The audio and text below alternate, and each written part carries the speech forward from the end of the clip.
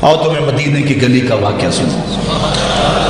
ایک عورت ہے مسجد نبوی میں نماز پڑھنے جاتی ہے، یہ حضرت عمر کے دور خلافت کی کہانی ہے۔ تو ایک نوجوان راستہ روک کے کھڑا ہو جاتا ہے۔ ایک دن اس عورت نے رک کر کے کہا کہ میں کتنے دنوں سے دیکھ رہی ہوں کہ تم میرے راستے میں مزاحم ہوتے ہو، کیا ماجرا ہے؟ اس نے کھل کے بات کی کہ میں تیرا چاہنے والا ہوں اور تجھے حاصل کرنا میری زندگی کی معراج ہے، اور تیرے لیے آسمان سے تارے بھی توڑنے پڑے تو گریز نہیں کروں۔ اس نے کہا اچھا میری ایک شرط ہے۔ اس نے کہا بتاؤ، جلدی بتاؤ، لب کھولو، میں ابھی پوری کر دوں گا۔ کہا نہیں، چھوٹی سی بات ہے، 40 دن تک حضرت عمر کے پیچھے نمازیں پڑھ لو، اس کے بعد 40ویں دن کی آخری نماز کے بعد اسی وقت میں تمہارا انتظار کروں گی، پھر جدھر کہو گے چل پڑیں گے۔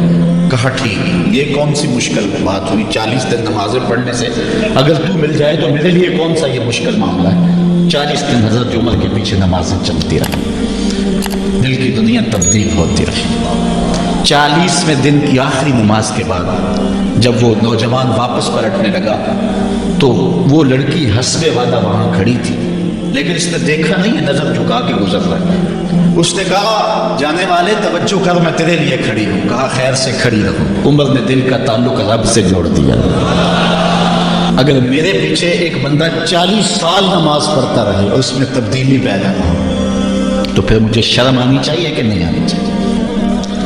یار یہ تو میں ایک امام کی بات سنائی ہے، آؤ تمہیں دلی کے ایک مانگت کی کہانی سناؤں۔ دلی کی جامع مسجد کی سیڑھیوں پہ ایک مانگنے والا بیٹھا ہوا ہے۔ ایک بہت بڑا انگریز افسر مسجد کی وزٹ کے لیے آیا، اس نے ہاتھ پھیلا دیا، اس نے اپنی جیب سے پرس نکال کر کے چند روپے اس کی جیب میں رکھے۔ دوبارہ جب پرس ڈالنے لگا تو پرس گر گیا۔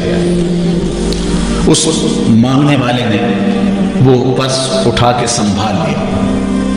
خیر کچھ وقت گزرا، 1 سال کے بعد دوبارہ وہی افسر اس مسجد کی زیارت کے لیے، مسجد کو دیکھنے کے لیے، سیر کے لیے دوبارہ آیا تو فقیر نے پہچان لیا کہ یہ وہی ہے۔ اس نے کہا بابو جان ذرا 2 لمحوں کے لیے رکنا۔ کہا کیا ماجرا ہے؟ کہا بس 2 لمحوں کے لیے۔ دوڑ کے گیا، اپنی کٹیا سے وہ پرس نکال کے لے آیا اور اس کے ہاتھ میں کہا کہ پچھلے سال آپ آئے تھے، آپ کا یہ پرس گر گیا تھا آپ کی جیب سے، میں ڈھونڈتا رہا لیکن آپ نہیں مل پائے، میں نے سنبھال کے رکھا تھا کہ شاید دوبارہ کبھی ملیں تو میں ان کو دے دوں گا۔ اس کی آنکھیں پھٹی کی پھٹی رہ گئی۔ اس نے کہا جو ٹگا ٹگا مانگ رہا ہے، اتنا قیمتی پرس، اس میں اتنی رقم، تو آسودہ زندگی گزار سکتا تھا، تو یہ پرس واپس کیوں کہا ہے؟ اس نے کہا مانگنے کی بات اور ہے لیکن یہاں ماجرا ہوا ہے۔ اس نے کہا کیا ماجرا ہے؟ اس نے کہا کہ اگر تیرا پرس میں سنبھال لیتا، رکھ لیتا، کام آ جاتا، 4 دن کی زندگی ایسے گزر جاتی، لیکن مسئلہ یہ نہیں ہے، مسئلہ یہ ہے تو عیسائی ہے اور میں حضور کا غلام ہوں۔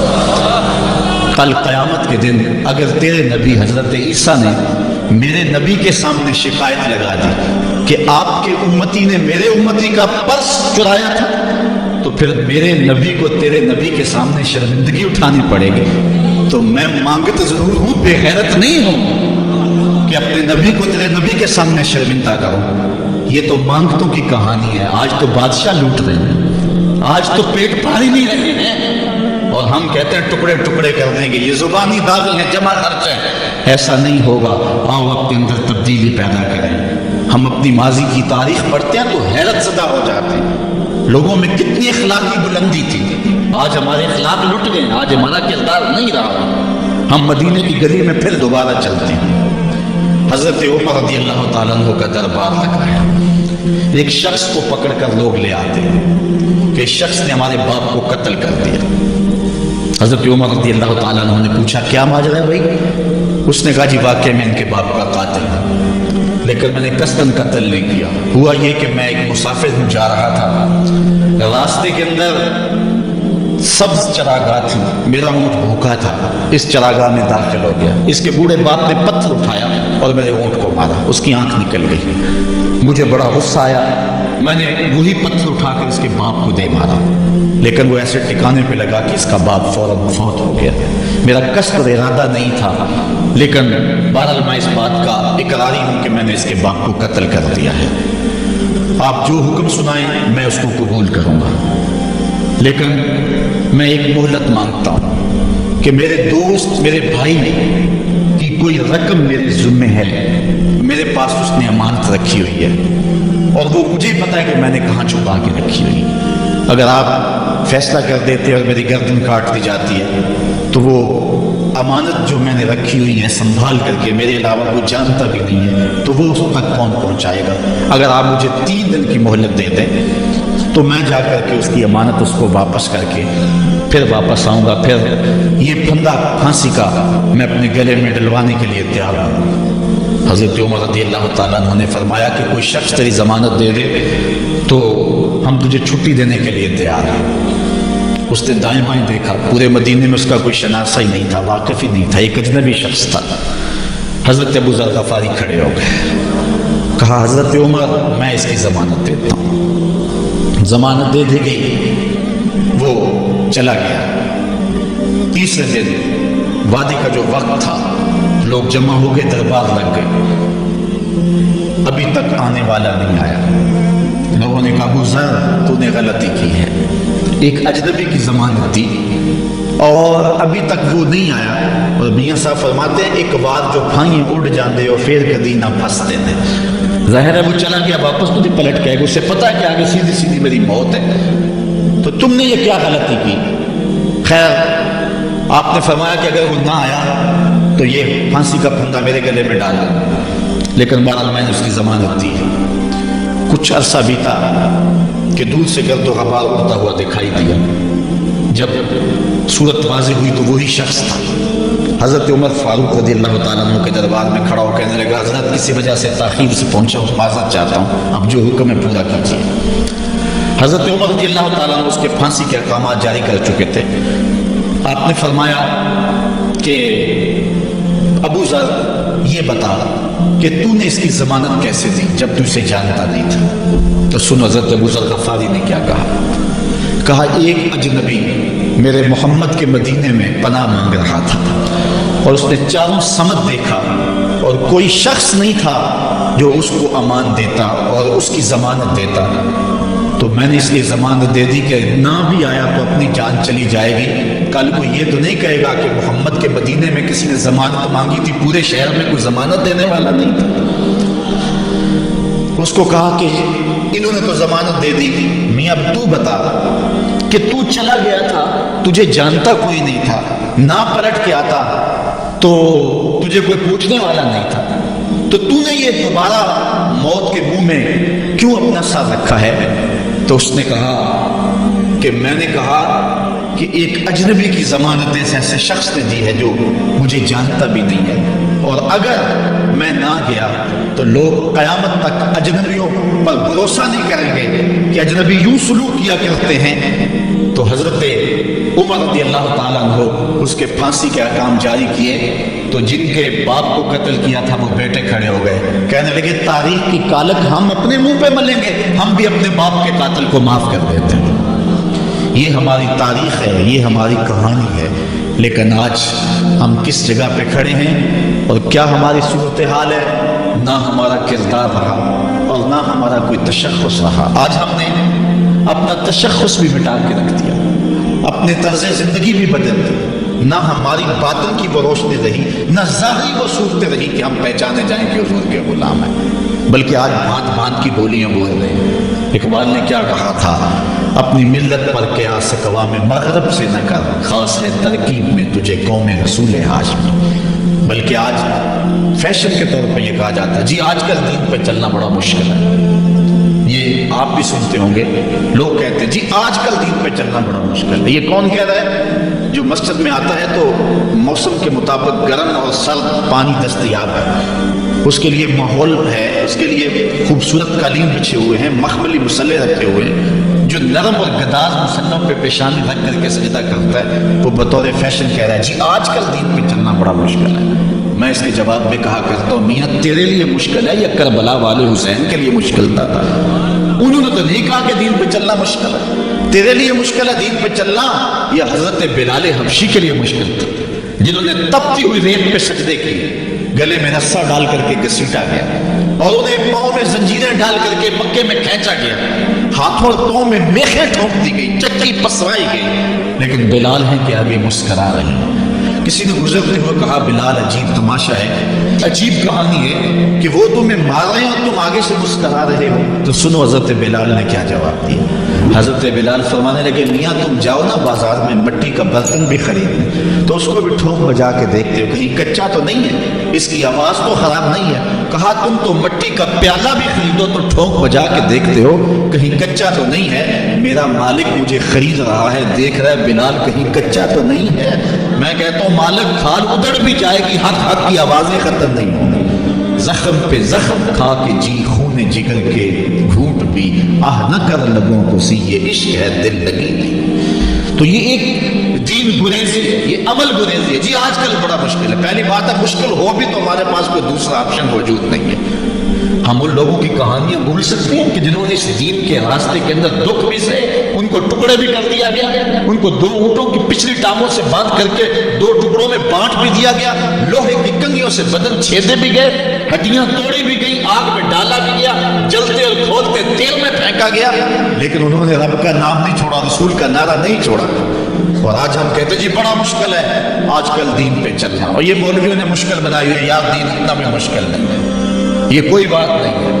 ہم سر سے لے کر پاؤں تک اسلام میں داخل ہوں، یہ ہمارے رب کا ہم سے یہ تقاضا ہے، یا ایھا الذین آمنوا ادخلوا فی السلم کافۃ، اے ایمان والو دین میں پورے پورے داخل ہو جاؤ، پورے پورے داخل ہو جاؤ۔ تمہاری وظیفہ انداز زندگی طرز معاشرت یہ بتائے کہ تم حضور کے غلام، یہ نہیں ہے کہ جی ٹھیک ہے بس ایسے نہیں ہے بات۔ جس کو محمد عربی کا لباس ہی پسند نہیں ہے، جو غیروں کی طرز زندگی کو اپنا رہا ہے اور ان کو جو ہے وہ پسند کر رہا ہے، وہ سوچے اپنے اندر اترے اور مت کسی کے دھوکے میں رہے۔ میں کہتا ہوں آج اگر کوئی یہ میٹرک پڑھے لڑکے بھی یہ اسکول کھول لیتے ہیں گلی میں محلے میں، 200 بچے لے کر کے بیٹھ جاتے ہیں اور ان کو بھی ایک باقاعدہ یونیفارم دیتے ہیں، اس طرح کی ٹائی ہوگی، اس طرح کی شرٹ ہوگی، اس طرح کے بوٹ ہوں گے، گرمیوں میں اس طرح کا لباس ہوگا، سردیوں میں اس طرح کا لباس ہوگا۔ کبھی کسی نے نہیں کہا کہ یہ کیا قدغن لگاتے ہو، جس طرح کا بچہ لباس پہننا چاہیے اس کو آزادی ہونی چاہیے، یہ کیا تم نے ایک خاص لباس متعین کر دی ہے؟ کہتے جی ان کا نظام ہے نا، یہ سکول ہے اور یونیفارم ہے اس کا، یار ایک پرائمری سکول کا بھی یونیفارم ہوتا ہے، تو کیا محمد عربی کے دین کا کوئی یونیفارم نہیں ہے؟ حضور علیہ السلام کی زندگی، حضور علیہ السلام کے شب و روز اور حضور علیہ السلام کا انداز معاشرت، حضور کی وضاحت، حضور کا لباس، یہ اپناؤ اور یہی زندگی کا حسن ہے۔ اسلام کے حوالے سے معذرت خواہانہ رویہ ترک کر دینا چاہیے ہمیں۔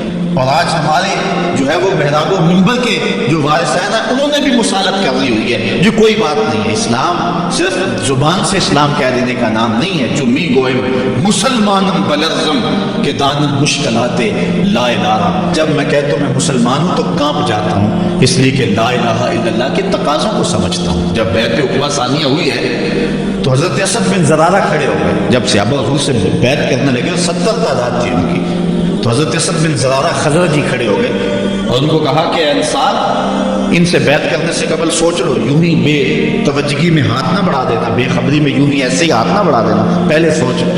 بیعت کرنے کا مقصد یہ ہے تمہیں جو ہے وہ وقت کے جبر کے ساتھ پورے عرب کے ساتھ ٹکر لینا ہوگی، جو بھی کفر کے نظام کا حصہ ہے تم اس کے ساتھ ٹکراؤ کرنا ہوگا، اور حتیٰ کہ تمہاری کھال بھی ادھیڑ دی جائے گی، سخت تلواروں سے تمہارے کلیجے چبائے جائیں گے، اگر تم اس کے لیے تیار ہو تو پھر آؤ بیعت کرو۔ یہ نہیں ہے کہ بس تم کہہ لو کہ ہم مسلمان اور بس کافی ہے، نہیں، چمی گوئے مسلمانم بلرزم کے دان مشکلات لا الہ۔ آج ہمیں اس سمت بھی آنے کی ضرورت ہے، اس انداز سے دیکھنے کی ضرورت ہے کہ ہم سر سے لے کر پاؤں تک اسلام کے سانچے میں آئے۔ ہماری اصلاح کے حوالے سے ایک اہم پوائنٹ جس پر میں آپ کی توجہ دلانا چاہتا ہوں وہ یہ ہے کہ فرائض و واجبات کو ترجیحی بنیادوں پہ رکھیں۔ آج بطور مسلم ہمارا جو رویہ ہو چکا ہے، ہم مستحبات اور مباحات کے پیچھے پڑے ہوئے ہیں اور اس کے مقابلے میں جو سنن، فرائض اور واجبات ہیں ان کی پرواہ چھوڑ چکے ہوئے ہیں۔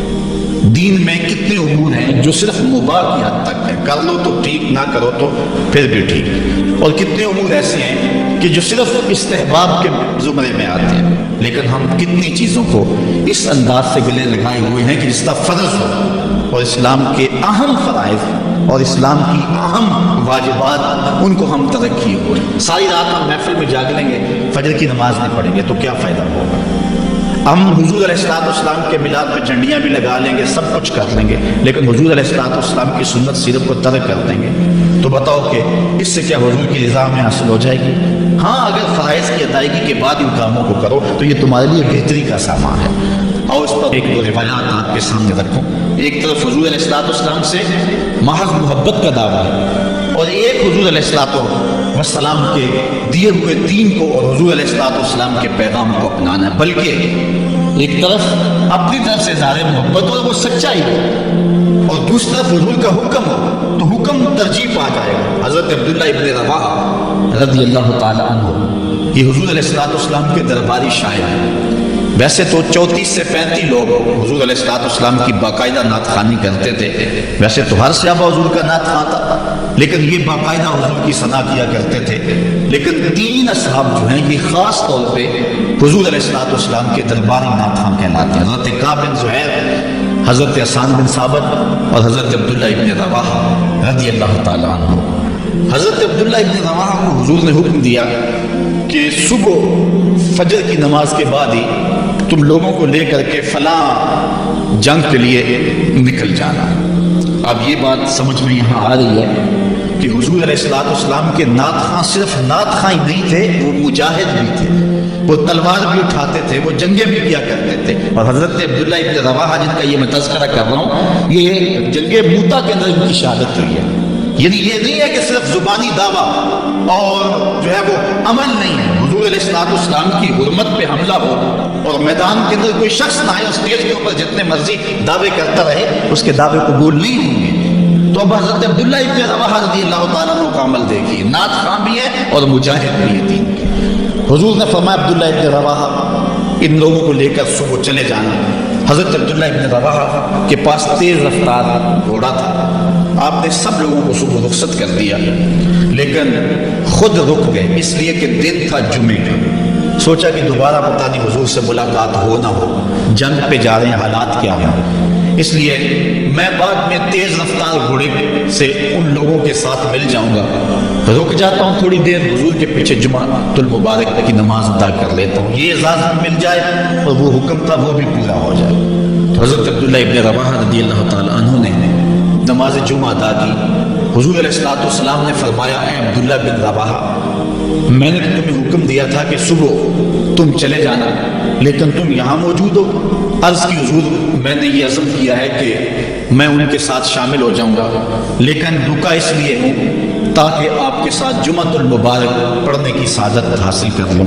اب یہ سعادت چھوٹی نہیں تھی، حضور علیہ السلام کی اقتداء میں نماز، اور وہ بھی نماز جمعہ، کتنی بڑی سعادت ہے۔ لیکن حضور نے کیا فرمایا سنیے، اور اس مختصر سی بات سے بہت کچھ سمجھیے۔ حضور نے فرمایا، لو انفقت ما فی الارض جمیعا ما ادرکت فضل غدوتہم۔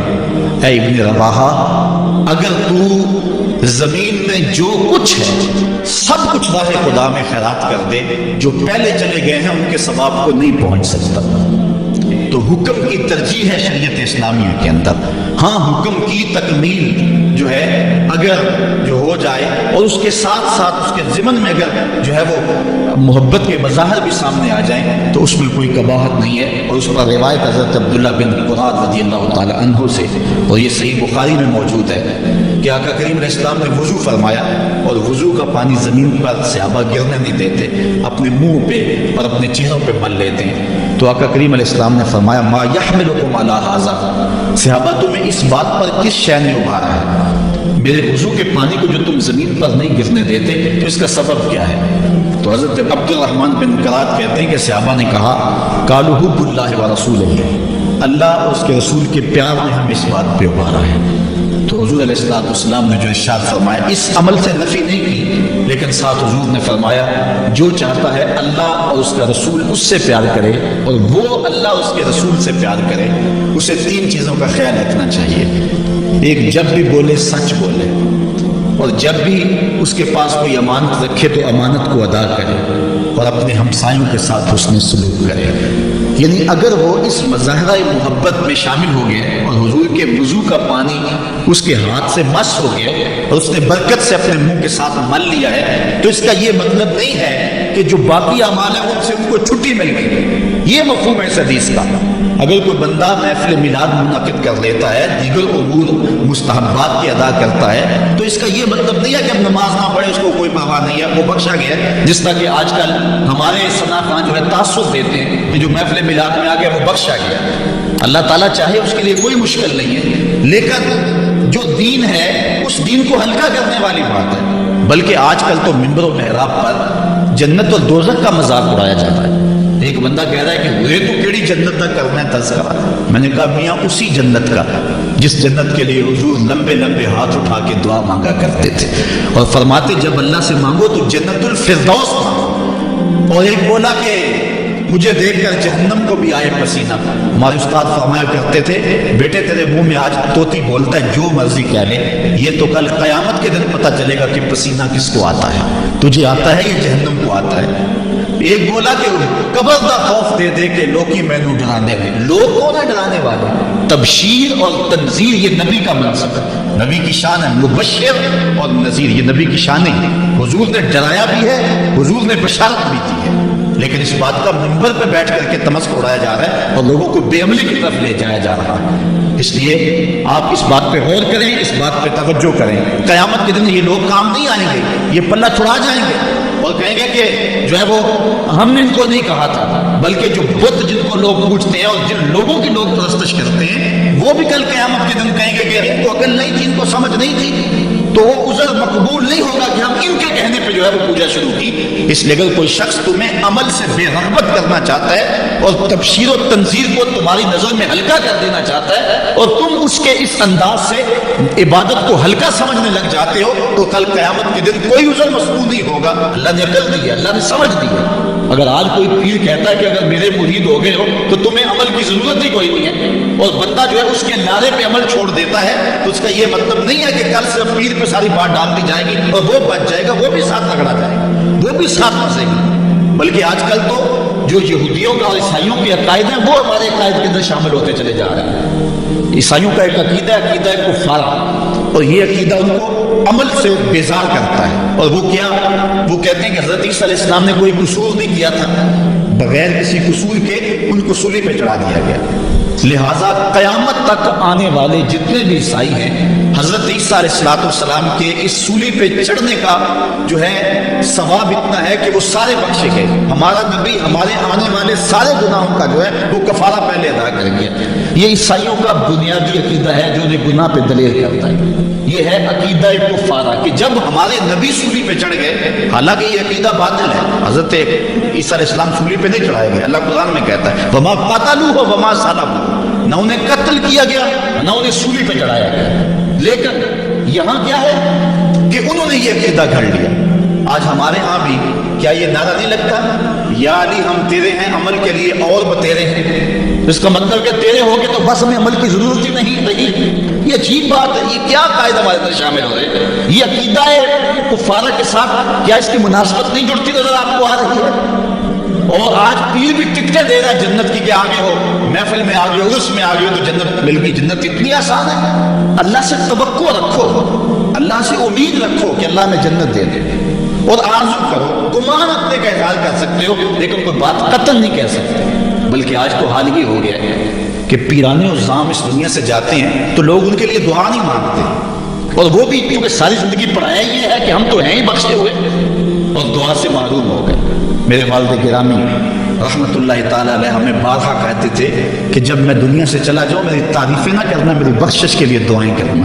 مجھے تمہاری تعریفوں کی ضرورت نہیں ہوگی، مجھے تمہاری دعاؤں کی ضرورت ہوگی.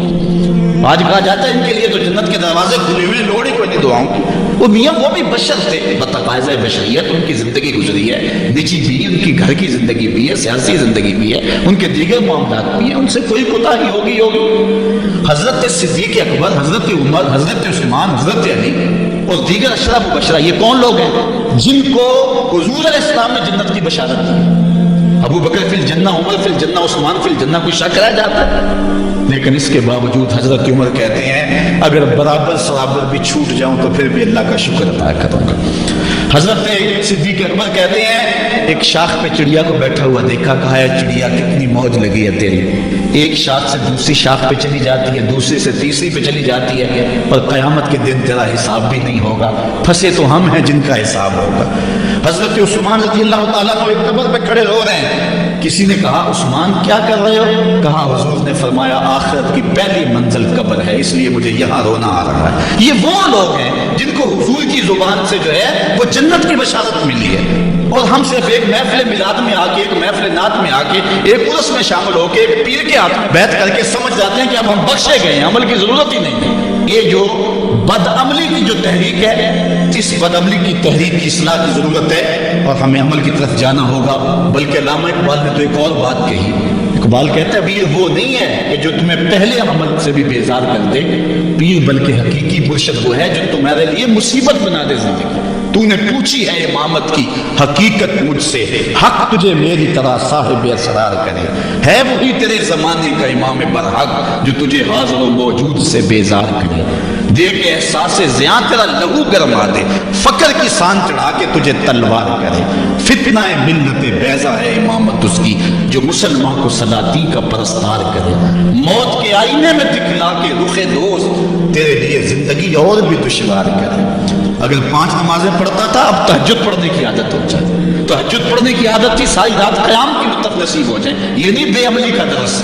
آج اس انداز سے لوگوں کی تربیت کی جا رہی ہے، صرف اپنا حلقہ بڑھانے کا چکر ہے کہ لوگ میرے حلقہ ارادت میں آ جائیں، لوگ اکٹھے کر لو، مجمع اکٹھا کر لو، مریدین کی تعداد بنا لو، متوسلین کا طبقہ بنا لو، اور لوگوں کے اندر فخر و مباحات کرتے پھرو کہ میرے اتنے مرید ہیں، میرے اتنے ماننے والے ہیں، اتنے لوگ میری تحریک اور تنظیم میں شامل ہیں۔ اور میاں یہ نہیں دیکھنا ہے، اللہ تعالیٰ یہ نہیں دیکھے گا کس کے ساتھ کتنے ہیں، اس کو 72 بھی قبول ہے لیکن حق پہ ڈٹے ہوئے ہیں۔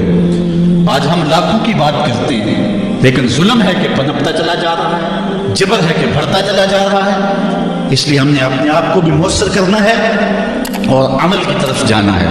کل قیامت کے دن اللہ تعالیٰ عمل پوچھے گا، گو فضل اور اس کے کرم سے ہی بخشش ہوگی، لیکن عمل کرنے کے بعد اس کی فضل کی آس رکھیں۔ حضرت امیر مرتضیٰ فرماتے ہیں عمل کے بغیر فضل کی آس سوائے دھوکے کے اور کچھ نہیں ہے۔